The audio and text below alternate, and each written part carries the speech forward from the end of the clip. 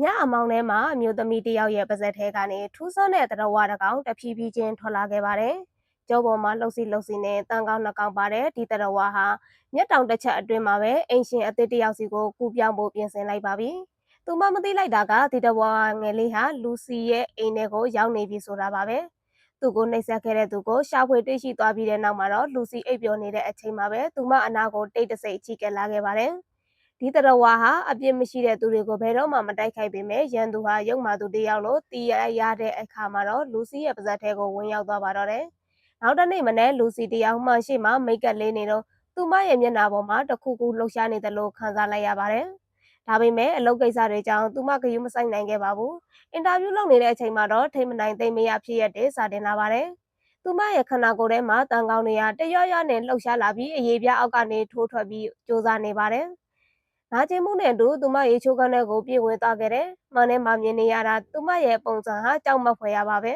။ခြေထောက်တွေလက်မောင်းတွေဟာတန်ကောင်တွေရဲ့လှုပ်ရှားမှုကိုအထင်သာမြင်နေရပြီ။နောက်ဆုံးမှာတော့လူစီကဒီတန်ကောင်တွေကိုခန္ဓာကိုယ်ထဲကနေထုတ်ပစ်ဖို့ဓာတ်တစ်ချောင်းကိုဆွဲထုတ်လိုက်ပါတော့တယ်။